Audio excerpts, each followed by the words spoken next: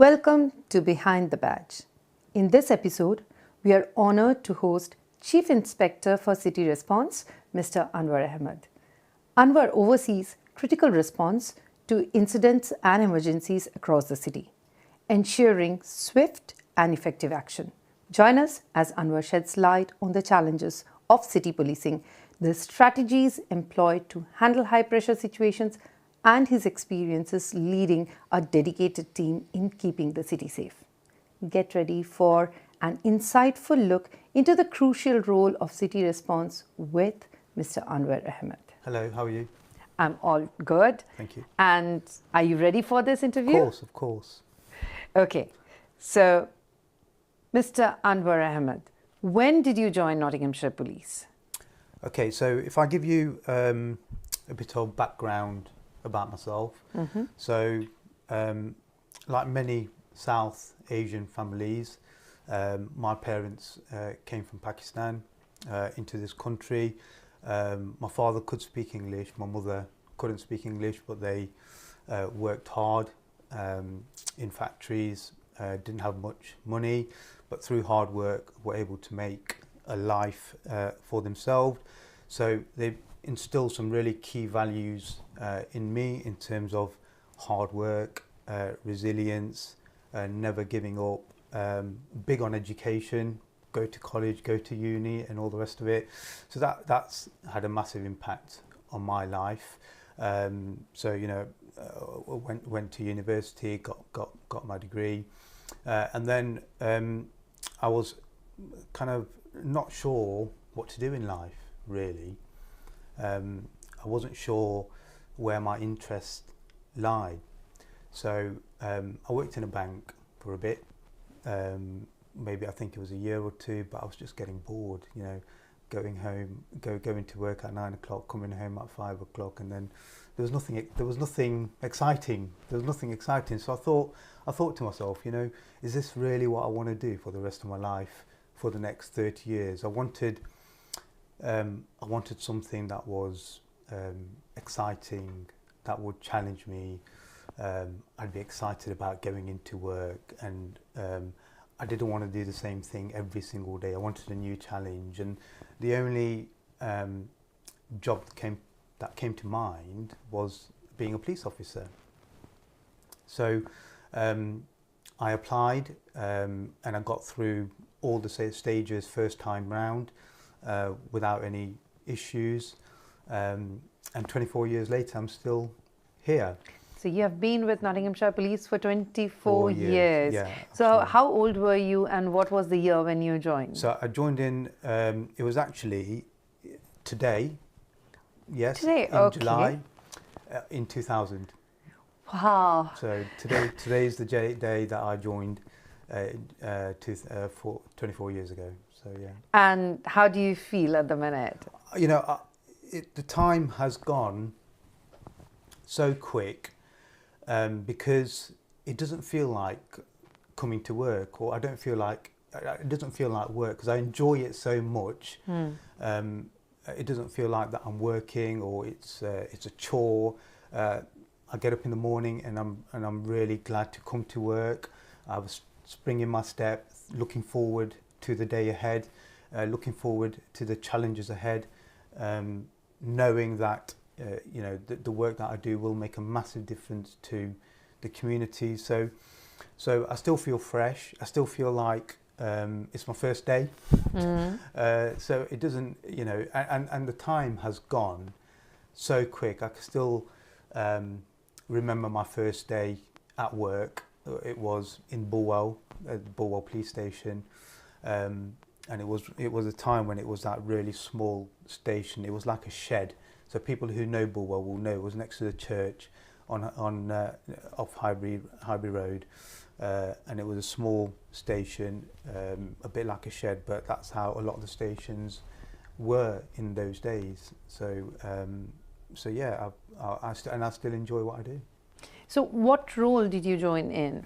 So I joined as a PC. I joined the conventional route, went through my training, and joined as a PC at Bulwell on response. walking the beat, responding to jobs, and then through hard work, resilience, and just, you know, being enthusiastic about my work, and really enjoying what I do, I've managed to work through the ranks and become a chief inspector. Because it is the 24th year, today is the day of the anniversary. Can you look back and see what was your first day like? Yeah, so my first day, I can remember I had my bags, all my uniform in one full bag, and I just walked into the police station. Hello, I'm the new boy. How can I help? Really, and that's how it was. But I was, and you know, it was intimidating. It was intimidating because it's not a world that I knew. None of my family had ever been in the police. None of my friends had been in the police. I didn't know anyone in the police. So, you know, everyone that I told, it was like, well, where's that come from? You know, it was a kind of a left field move, if you like. So, and so it was new territory. I didn't know anything, you know, about the culture or about how things worked. So it was completely new, and I think being the only Asian officer in the station, and amongst your colleagues, also does have an impact, because you obviously you feel a bit different, you look different. That was my next question. Yeah. I wanted to ask, how old were you firstly? 23. 23. Yeah. And you were 23-year-old young boy, young man, I must say, and a man of colour. Yeah. In Nottinghamshire Police 24 years back. What was your first reaction as you stepped in? Were there all white people out there? Did you Yes. feel uncomfortable? Yes, there were hardly, there was no other Person of colour. person of colour at the station. I was the only one. A lot of the people that you dealt with, particularly the area that I worked at Bulwell, were predominantly white. It was a very working class area, quite a lot of deprivation, and the first bit of racism I can remember that I suffered was from an incident that I attended. I can't quite remember what it was, but it was from a member of the public. As I was arresting them for one thing or another, they kind of called me the P word, if you like. And I wasn't really shocked by it. I was almost expecting it to happen, and I was just waiting for when is it going to happen, as opposed to I wasn't naive enough to think that's not going to happen. I always thought it was going to happen, but it wasn't a case of if, it was a case of when it happens. So that wasn't a particular surprise to me. And I can remember taking the person into custody. It was Oxclose Lane at the time. We used to have a custody suite at Oxclose Lane. So I'd arrested him, taken him into custody, and he continued to be racist towards me. And I mean, on the face of it, it didn't impact me, but maybe, you know, subconsciously it may well have impacted me. But I can remember after the guy had gone into the cell, there was an inspector in the back of the custody suite. His name's Pete Emmett, and he's retired now.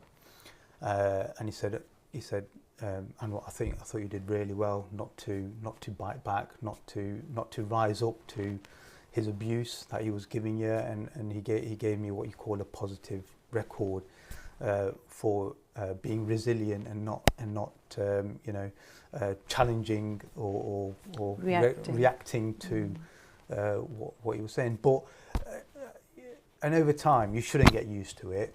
But you know, like I say, it's not. And in my mind, I was thinking, well, this is the first time it's happened, and no doubt, it's going to happen going forward. So this was your first experience of racial discrimination, but it came from the community that you had gone to serve. What was it like working with your colleagues? How supportive were they then? Yeah, I mean, colleagues were supportive. You know, there was you know, if any incident did occur where someone would call you or be racist towards you, they'd be the first ones to jump in and actually react on your behalf, which was a really good feeling, actually. So colleagues overall were really supportive of that, and I wouldn't expect anything less, to be honest, because, you know, I was also part of the service, part of the family, and if someone was abusing me, then I'd expect my colleagues to back me up and make sure that, you know, that doesn't happen. So in all these years, you have come up to a rank of Chief Inspector City Response. What were the other roles that you have been through? So as a PC, your bread and butter work is on response. That's your bread and butter work, responding to emergency calls. When someone makes a 999 call, says, I need some help, you know, for whatever that reason is, you'd be the first person that would be deployed to that incident.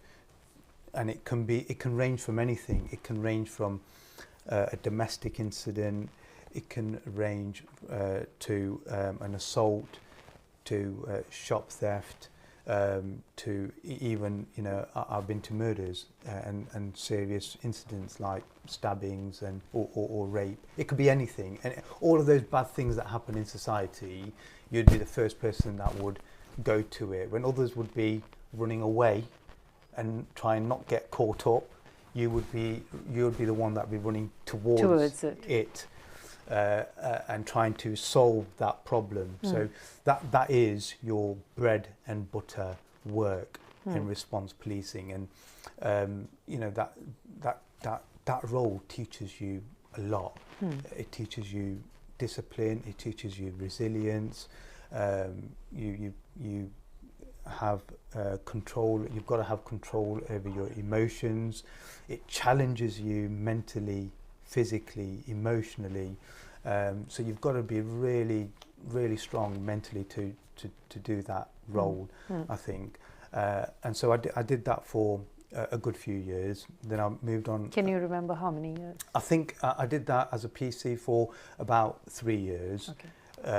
And then I moved on to a more specialist role, which is CID. In the burglary team, so we were locking up burglars, so dealt with lots of burglars in my time. I did that for a couple of years, and then decided to go for promotion, and got promoted to sergeant after a few years, and my first posting was a team of officers at Radford Road Police Station, again on response, dealing with incidents, but now responsible for a team of people, and making sure that I look after their welfare, making sure we attend incidents on time, deal with victims empathetically, provide a really, really good service. So that was a role of a sergeant. So I did that for a couple of years, and then moved over to what we call neighbourhood policing, and then I worked that role was at Canning Police Station, which is now closed, which is on top of Derby Road. That was a really good station, a small station, but what you find is when you work in small stations, there's a lot of camaraderie between the officers, and you work really well together.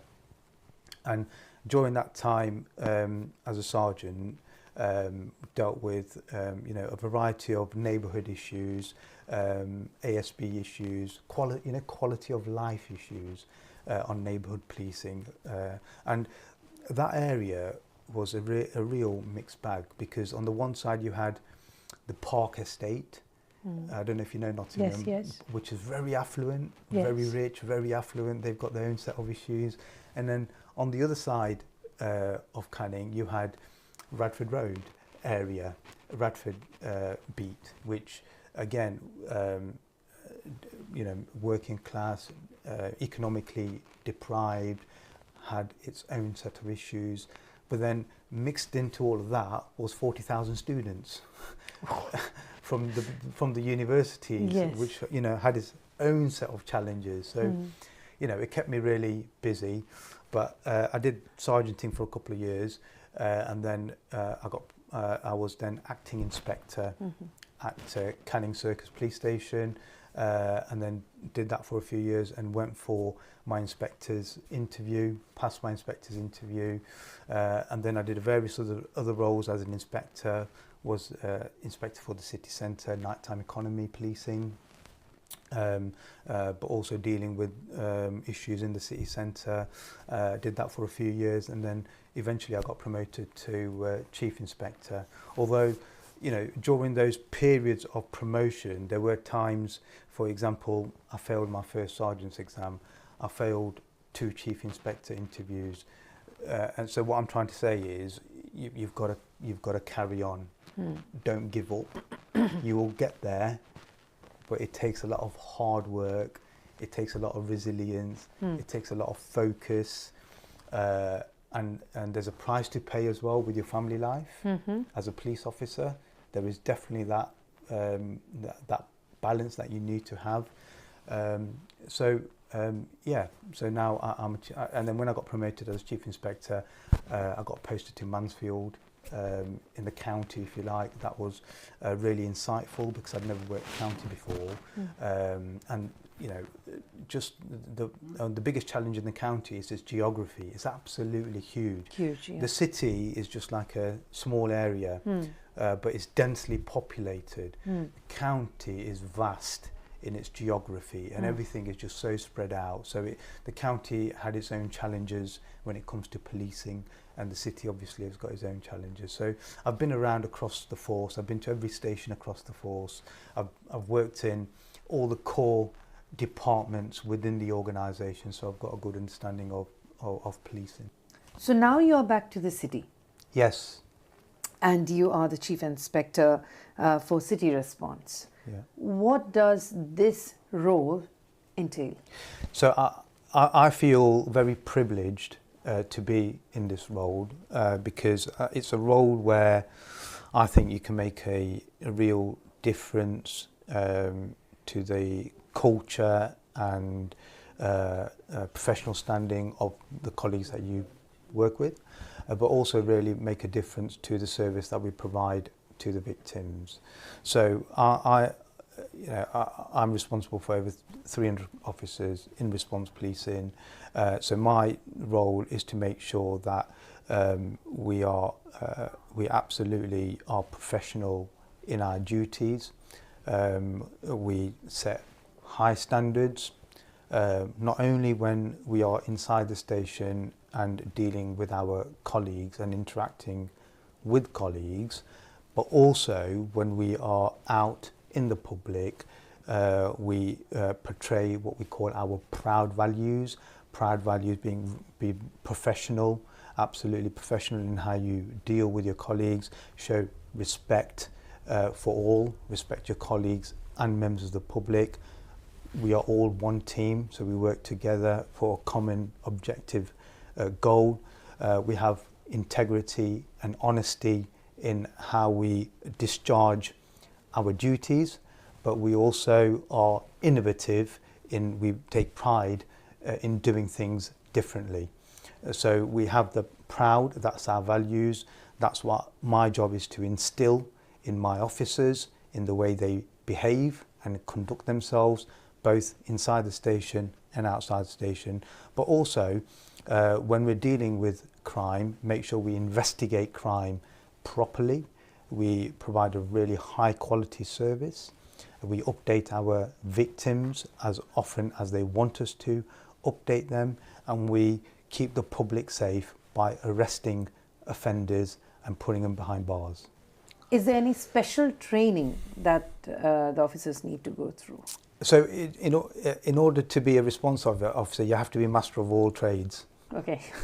Okay. That's what you have to be. You have to be a master of all trades. So you've got to have knowledge about everything, because you're dealing with so many incidents. So if you deal with for example, a rape incident, there's certain things that you've got to know about, and there's certain things that you've got to do.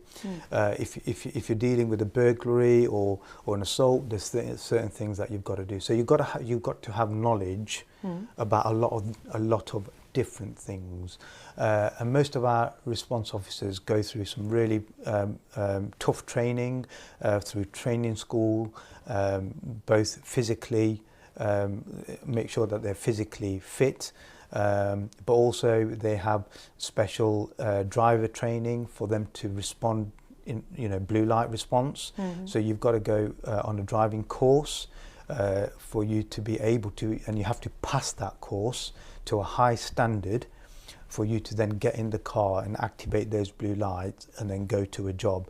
So you've got to go on a course for that. And within the response teams, you have specialist officers like sexual offences officers, if you like, who are specially trained to deal with sexual offences, because there's certain aspects of sexual offences which are specialist area, so they are trained to do that.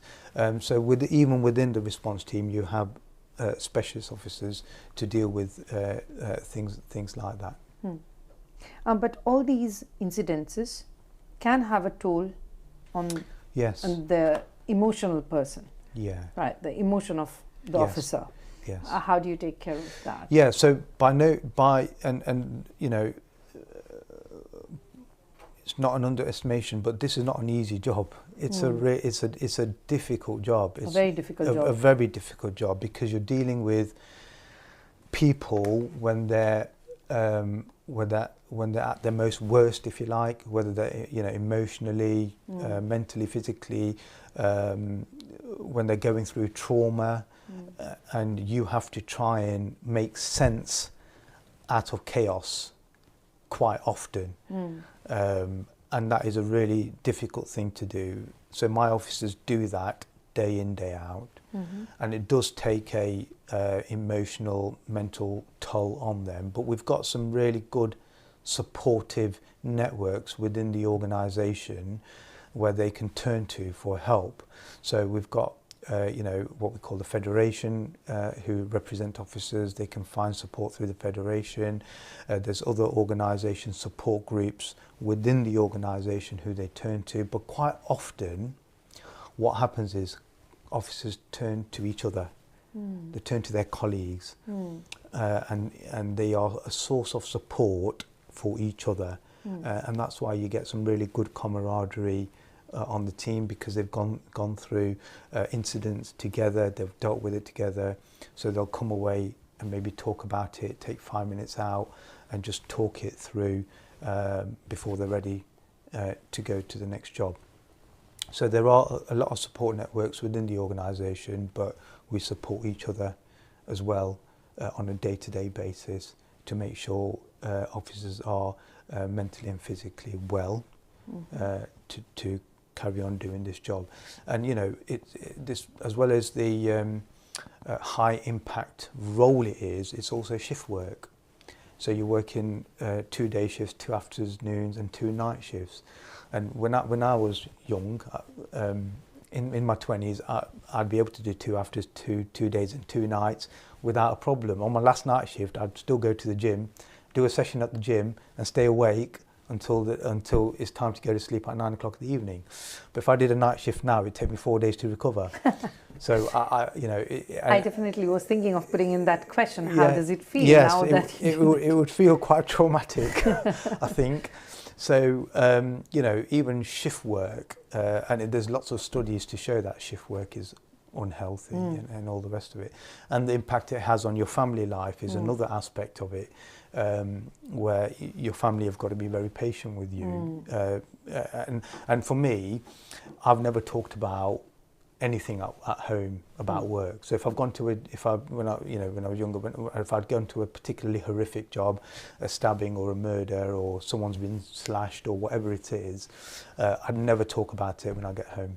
I wouldn't talk about it. I just wanted to keep the two very separate, work that could be very challenging for the family as well if they keep knowing what you've been doing and yes. that your life could be at risk. Yes. So they could be traumatized or they could panic. Yeah. But you know, people deal with it in different ways. We've got in our organisation, we've got couples who are police officers who work they together. Understand each other better. Yeah, they understand each other better, so you can have a conversation and you almost kind of get what they're talking about. So it doesn't. If you were outside the policing family, if you talked about, I went to this incident and it was a really horrific incident, they'll be quite shocked. But if it's someone that works in the police, they probably wouldn't be as shocked because they know what it kind of involves. So, and you know, there's advantages and disadvantages to yes, that. Yes, there are pros and cons of being in the same field and yes, absolutely. Different, you know, sometimes when couples are working in different fields, they bring new stories they learn from each other's experience. Again, when they are in the same field, they understand. But you never switch off because you talk about it at work and you talk about it at home as well. That's also challenging. You don't see the new or different side of people. You're always surrounded by the same kind of people. Yeah. Even at home, you're talking the same thing. You talk what we call. So what's your advice for young people? Should they have partners from? I've got no marriage advice, put it that way. So. I mean, in that respect, is whatever suits really. I mean, we've got now. It's we had a massive recruitment drive a couple of years ago through Operation Uplift when the government announced 20,000 extra officers. I think our workforce at the minute is about 2,500 staff officers in the organisation. And so we've got a very young workforce. A young workforce on the front line, which has its challenges, but it also is a positive as well because they're young, they're enthusiastic. We're giving them some really good training, so they're being trained up to be good, experienced officers going forward. So although they're young and they're inexperienced, that's just a cycle that you have to go through. But over time they will become experienced, and with experience you provide a better service. Right. So this response service obviously is the key to... Yes, it is. It is very essential, very important. It's the backbone. Both from the police perspective as well as the community perspective. Yeah. Do you think very young people can join directly into this department? If that is the case, what do they need to go through? What would be the procedure? Because some young people may be completely into it. They just want to do it. Yes, I mean, if you're enthusiastic about it, then I would encourage you to join. It's always good to have some life experience beforehand. But having said that, I didn't have much life experience. I went to uni, did a few jobs, and then at 23 I joined the police. So I didn't have much life experience, but it certainly does open your eyes. If you were naive coming into it, you're not going to be naive going out of it, put it that way. But the advice that I would give is if you are really enthusiastic about joining the police, go for it. It's a really good career. But it is hard work. You've got to be committed to it. It does demand discipline. I think certainly being a police officer, it brings discipline into your life. It brings structure to your life, and you've got to have some basic qualities to be successful in policing, such as ethical qualities, such as honesty and integrity. And quite often what we say is you're not going to get in trouble if you do something wrong, because everyone makes mistakes. So if you make a mistake, it's not a problem. We can always sort out a mistake. But if you then try to cover up that mistake and try and lie about it, that's when you're really in trouble. So honesty, integrity is absolutely front and centre of policing, and you can't. There's no compromise in that really, because the public expect high standards from the police service, and if we make any, if we move around without our honesty and integrity, then the trust and confidence of the public will be lost. And that's absolutely key. That's absolutely key. Yeah. Yes, because you're talking about the values and ethics. Yeah, absolutely. I want to ask you something. You were a person from a South Asian background. You were very young. Probably your value system was slightly different from a child who's born and brought up here, or a white child. Could have been different. When you went into Nottinghamshire Police, the organisation has its own value system, has its own values. Yeah. Did you find then that your values aligned with that of the police, or was there any point in any kind of contradiction in some of the areas? So I think before I joined the police, there was quite a lot of self-reflection in terms of what do I really want to do with my life. After 30 or 40 years, I don't want to look back and just say I earned money. I didn't want it to be just about money. I didn't want to be a slave to money. I wanted to have another mission or another reason to go to work apart from money. Money is important, but I didn't want it to be the sole focus of what I wanted to achieve in life. And so I'm, as a Muslim, my religion is very important to me, and there are certain values within our religion which are important, such as the ones that I've already mentioned: being honest, showing integrity, having good conduct, and all of those things. And those values very much aligned to the values of the police service. Because that's what I've talked about earlier when I talked about the proud values. Yes. They absolutely align with my personal values, which are born out of my religion. I'm Muslim. So it was an easy decision to make, because I thought to myself, I'm going to go into a career, yes, I'll be making some decent money, but also I'll be doing something good throughout my career for the community. I'll be making a positive contribution to my society. That's what Islam teaches us and tells us. And in my mind, that was best of both worlds. I was contributing towards my work, and that was contributing towards my religion, but also I'm making a good living out of it as well. So, yes, that sounds really wonderful. And now, once again, going back to the emergency service and the urgent services that we were discussing, a little more information about these things, especially for the young people or for the community, I would say. You mentioned cybercrime. Cybercrime, say there is a situation where cybercrime is happening.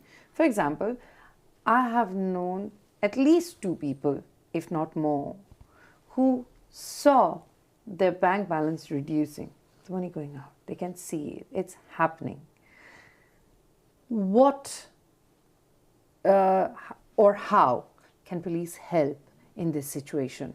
Would it be graded as urgent or as emergency? Could they do something, or the person has to lose all the money? So it wouldn't be graded as immediate. It would be an urgent job, incident, because no life is in danger, or no one's. But their life saving is. Life saving is, but their life isn't. So and actually getting there within 15 minutes wouldn't really make any difference to getting there. Although that particular that thing is happening in front of their eyes. But if there's no one there to arrest, because a lot of cyber crime is someone sitting in their front room or someone sitting in an office and tapping away at a computer. So all of those inquiries are what we call slow time inquiries, because then you've got to do a lot of analysis around databases and computers and where did it happen, who it belongs to.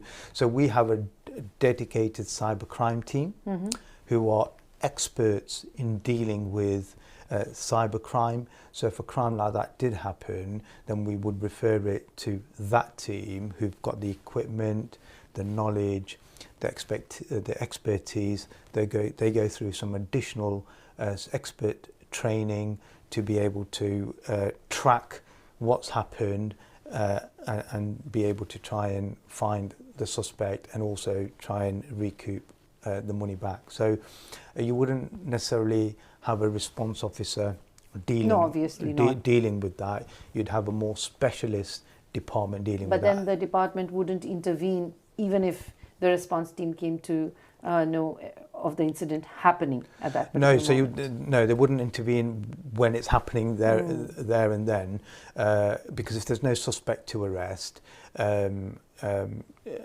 there's no life in danger, like I said, so that and you wouldn't lose anything by making that into a slow time inquiry where you've got the time to look at exactly what's happened, analyse the situation. A specialist team will deal with that and bring the suspect to account for what's happened. But there's people do target vulnerable people, don't they, who are elderly, and they often have the most money because they've worked all their life. Yes, they've got their life savings, and so this is what a crime where there might not be any physical injury, but there's a lot of emotional injury. Impact. Yes, there's a lot of emotional impact, so it's just as serious, really. So you were talking about cybercrime and what police does. But believe me, there are people who would think the loss of their money, or if they're elderly people, their entire saving, is equally harmful, equally stressful as losing a life. I'm not comparing that. It's not comparable. Life is much more precious. Yet, if somebody has worked to save that amount of money, they do not get a chance. In old age, they don't have any more chance of making that money. Yeah. Hence, their lifestyle, the quality of life particularly, is completely gone. They're ruined. Is there any kind of assistance they get either from the police or any other organizations?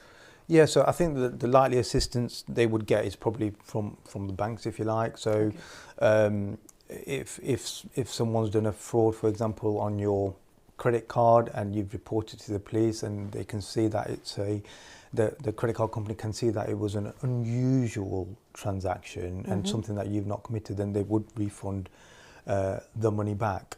So I think it would be different if it was through not a credit card but through the bank. If it's a fraud, I'm sure they will have avenues where they would have some reserve funds where you can be compensated for some of the loss, but I don't think you'll be compensated for the full loss, because the amounts will be very, very, very different. But I take the point about, although it's not a life-threatening situation, but it's an absolutely life-changing situation. It's a life-changing situation, and it can be very distress. So do the response team play any role if this is happening? Yeah, so the response team would more than likely go out to it as the first responders.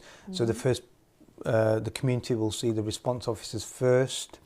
They will take the details and then establish what's happened, and then if they think, actually, this is a crime where specialist knowledge is required, then they will refer it to the relevant department, who will then pick it up and then investigate it from to the end. Okay, that sounds comforting. Now, the young people. These days, youth are very technologically advanced. Now, you must be having such people in your team too. Yes. How do you feel about it? And what do they bring to your team? Absolutely. I think it's a real positive to have a younger generation coming into the police service, because they absolutely bring a different dynamic to the police service. They are very tech savvy. They understand social media. They understand computers like I don't understand, and there is a lot of crime that happens on social media over the tech, like we touched on, which it's easy for the young officers. It's much easier for them to understand and get their heads around compared to someone like me who's not grown up in that generation. So that is a real advantage for us, and quite often the younger officers, once they've got the response department out of their system of going to jobs and driving cars and all the rest of it, they would veer to those kind of departments where they've got a good knowledge, good understanding, and we would encourage them to do that because that area is complex, and you need that knowledge and experience to be able to deal with that. And it's a real advantage that young people already come into the organisation with that knowledge.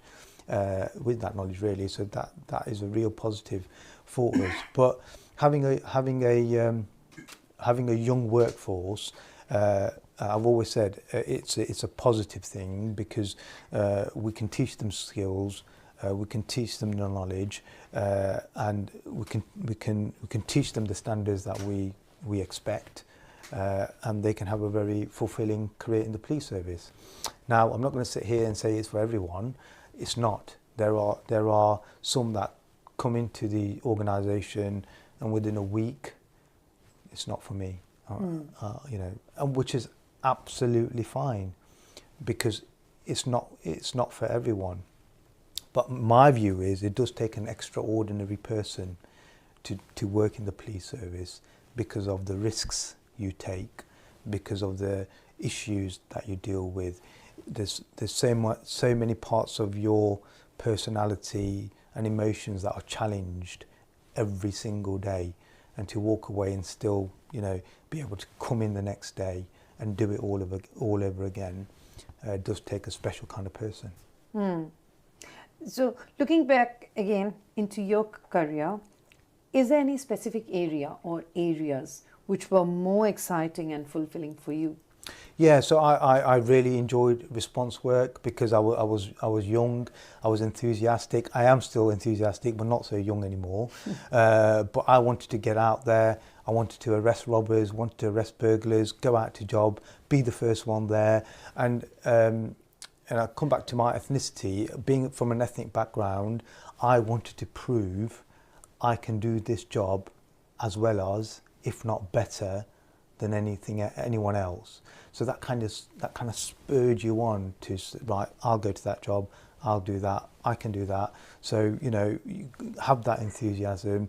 So that was the most exciting time of my career within response, being able to go to different incidents and being challenged and then what that did was enable me to be more defined about myself. Understand myself a lot better and brought a lot of discipline into my life. All right. Okay. That sounds very interesting.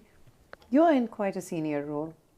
Do you think it is important for Nottinghamshire Police to bring in or attract young, talented people from diverse communities? So if you look around the world, a lot of the successful organisations are those that are most diverse, because what they do is bring in different cultures, different ideas. People think differently. Everyone doesn't think the same way. You grow by having people that think differently and can bring different things to the table. So if we want to grow as an organisation, we need to be diverse. Can you give any examples of how this has the positive impact? So I think if you come from a diverse background, like you have a better understanding of the community that you serve.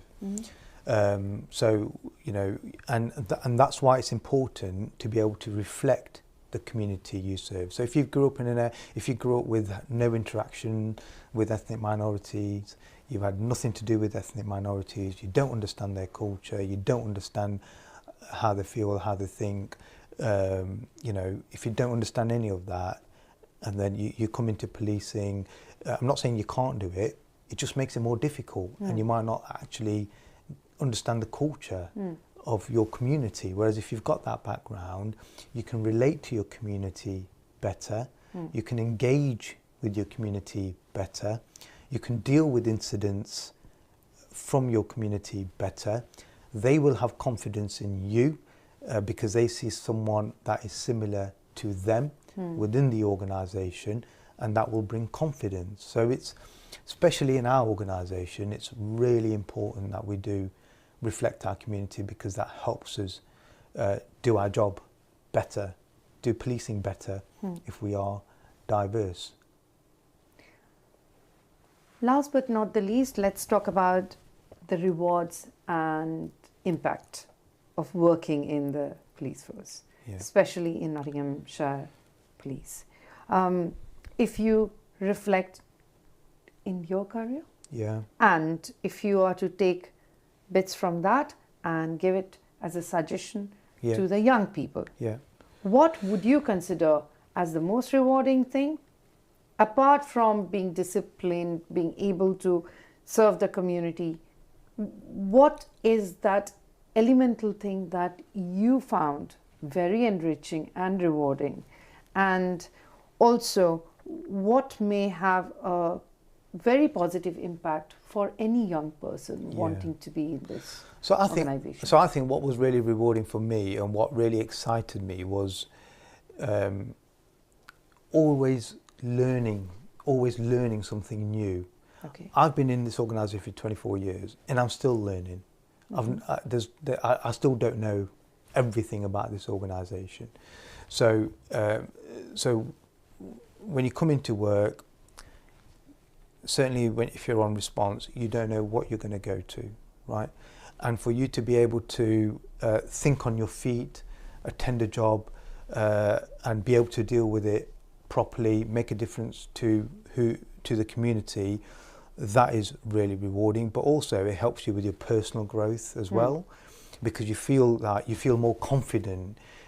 You know what, I did that and I did it really well. I was able to save someone's life, or I was able to really reassure that victim. I was able to make a difference to their life. So that gives you confidence and to enable you to do your job properly, and your confidence grows over time, and you feel a change in yourself where you are very different, from year one when you started to year 3. You're a different person. You're a more confident person. You're a more resilient person. Your mental strength, your mental strength, your emotional strength grows because you're testing it all the time. So as a person, it's really rewarding to see yourself develop. And within years, you will be a different person in a very positive way that will also help you in your personal life as well, because the skills that you learn in policing are life skills. Not only that you will use in policing, but you will use in your everyday life, and how to deal with people is a skill, and you will find yourself being a lot more confident as a person, a lot more aware of your surroundings, a lot more acute, and so I found that really rewarding from my point of view. But I am, and I was when I was younger, really enthusiastic about my job. So I spent a lot of time at work at the detriment of spending time with my family.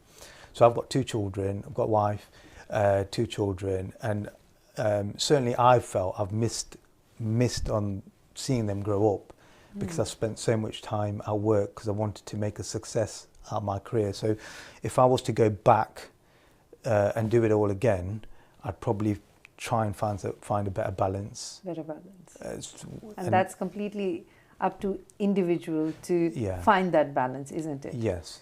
Right. So in all these 24 years, can you think of any surprising incident happening, something that still remains fresh in your mind, because you have been through a lot, you have seen the world from a different frame. We don't get to see Yeah. that. So I mean- any incident that still stays I mean, nothing alive. nothing surprises me anymore. Not now, but not now. as a young nothing, person? Nothing really surprises me anymore. But I can recall an incident. It's probably around 15 years ago. I can remember it was Ramadan at the time, and we were on a night shift at Rafter Road, and I just closed my fast, and we get a call from a relative saying, "I've not seen my granddaughter for a long time, and I've not seen my daughter for a long time." And we think, can you go to the address, knock on the door and make sure they're okay? Okay. So it was like 2 o'clock in the morning. We went down, knocked on the door. There was 3 men in the house. Hello, have you seen this person? No, we've not seen them. They're not there. But there was an instinct, and as a police officer, you've got to have that instinct. There was an instinct that just felt like something's not quite right here. Something's wrong. They're being a bit cagey. They're not telling the truth. So we didn't allow them to close the door on us. So me and my team, we went in. The house was a mess. And we had a look around. There was the granddaughter was there, but the mother wasn't there.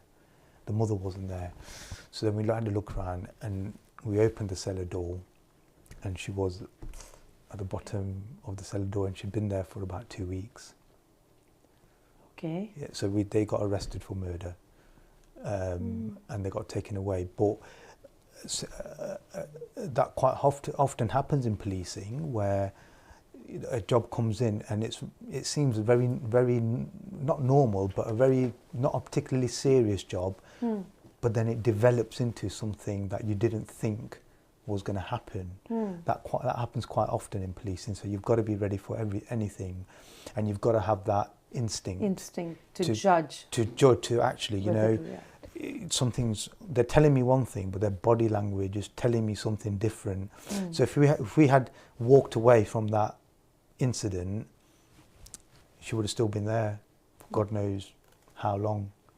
So and you know, you will get incidents like that you deal with, and they stay with you because it was so unusual. Right.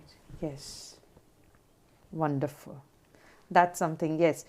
This is more like what we see on the telly. Yeah, right. Absolutely. And so, you know, some of the stuff that you see on telly are probably not the way they portray, but some of the stuff it is the way. Some do take inspiration from the real happenings. Yeah, absolutely. Yes, and I think young people as they grow up, even we ourselves, every time we look at something, I mean, we are watching the telly and we are seeing a story unraveling, and you know, we as normal person are also having that instinct, could it be this, could it be that? That's right, yeah. And how challenging and how exciting can a police officer's real life can be. And we do understand the amount of discipline and integrity and strength, especially mental strength, emotional strength, moral strength that they need to build, you know.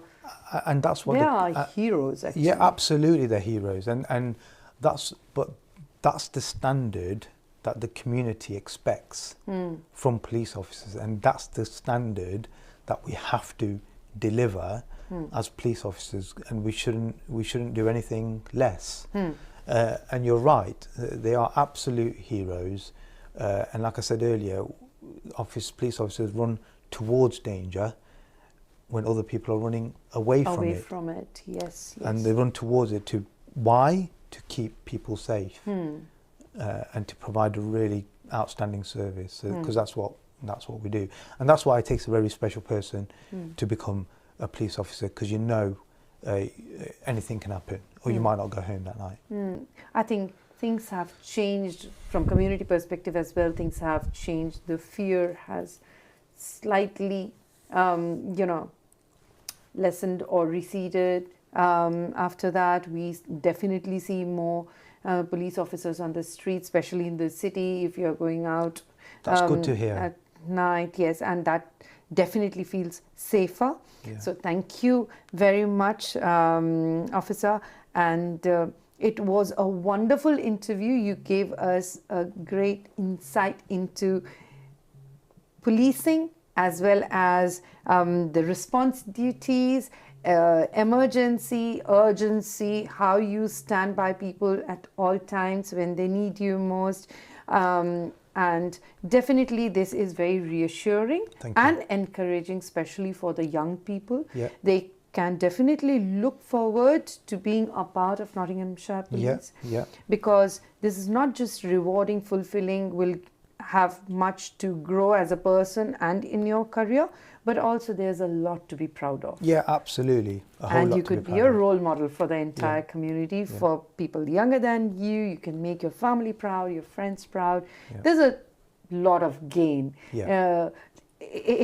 I wouldn't talk about the financial side of it, but this is giving to the community. Absolutely. And you're playing a key role in that. Thank you. Thank you so very much. Thank you very much. And that wraps up today's episode of Behind the Badge, where we have delved into another rewarding career with Nottinghamshire Police Service. A huge thank you to our guest, Mr. Anwar Ahmed, for sharing his insights and experiences. Whether you are inspired to start the application process or simply have a better understanding of what it takes to work for the police, we hope today's show has been both informative and motivational. If you are interested in joining the police service or want to know more, please scan the QR code on screen to express your interest. If you have any questions or want to learn more about the organisation, please don't hesitate to visit nottinghamshire.police.uk or email careers@nots.police.uk. Join us again for another episode of Behind the Badge with Anu.